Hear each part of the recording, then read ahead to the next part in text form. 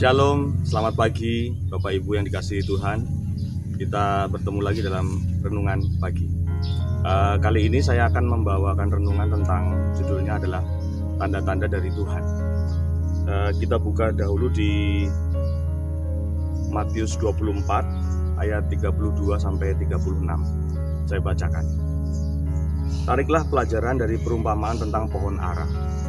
Apabila ranting-rantingnya melembut dan mulai bertunas, kamu tahu bahwa musim panas sudah dekat. Demikian juga jika kamu melihat semuanya ini, ketahuilah bahwa waktunya sudah dekat. Sudah di ambang pintu. Aku berkata kepadamu, sesungguhnya angkatan ini tidak akan berlalu sebelum semuanya ini terjadi. Langit dan bumi akan berlalu, tetapi perkataanku tidak akan berlalu. Tetapi tentang hari dan saat itu tidak seorang pun yang tahu. Malaikat-malaikat di surga tidak, dan anak pun tidak, hanya Bapa sendiri. Ya, hari-hari ini kita melihat banyak sekali tanda-tanda bahwa penggenapan dari janji-janji firman Tuhan sudah mulai dinyatakan.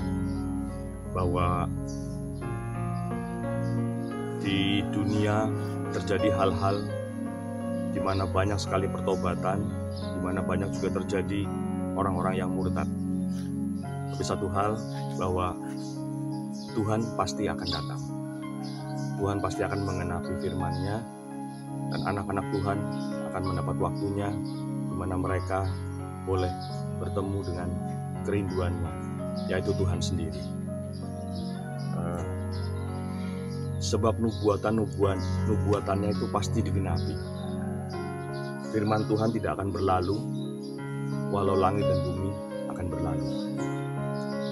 Salah satu yang paling jelas tentang bukti bahwa nubuatannya digenapi adalah sekitar waktu Tuhan Yesus dinyatakan di saat zaman Yesaya.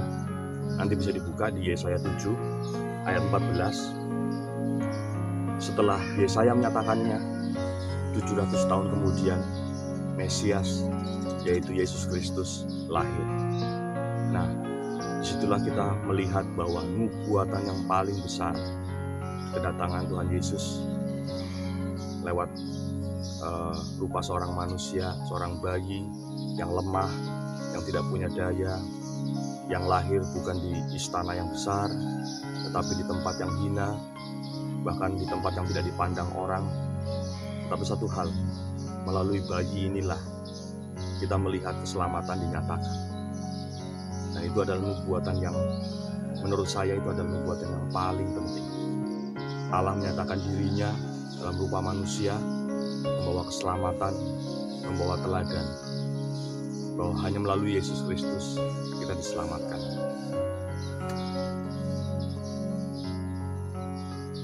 Banyak sekali tanda-tanda, banyak sekali hal-hal yang dinyatakan jika kita anak-anak Tuhan membuka firman Tuhan, membuka janji-janji Tuhan, baik di perjanjian lama, bahkan di perjanjian baru pun kita melihat bahwa semakin banyak orang yang kasihnya terutama semakin tinggi. Kasih akan keluarga, kasih akan rekan sekerja, kasih akan sahabat, kasih akan pasangan hidup, kasih antara orang tua ke anak, anak ke orang tua, hari-hari ini semakin dingin.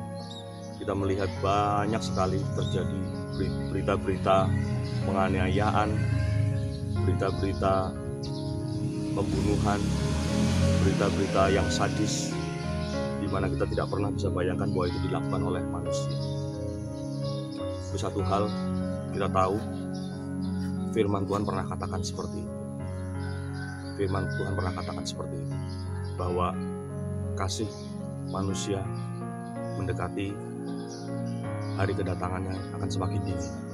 Tetapi satu hal, kita tetap harus beribadah, kita harus tetap berpegang pada firman Tuhan. Jadi saya akan bacakan di Ibrani 12 ayat 28.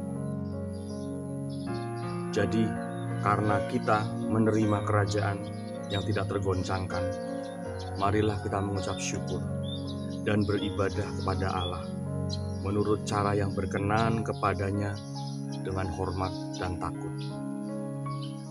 Bapak-bapak dan ibu-ibu, mari kita semakin mendekati hari kedatangannya, tetap beribadah, tetap menjaga kualitas ibadah kita, tetap menjaga kasih kita. Kualitas kasih kita bahkan harus terus kita tingkatkan. Selamat beribadah, selamat menantikan Tuhan, selamat mengikuti tuntunan Roh Kudus. Selamat pagi, Tuhan memberkati.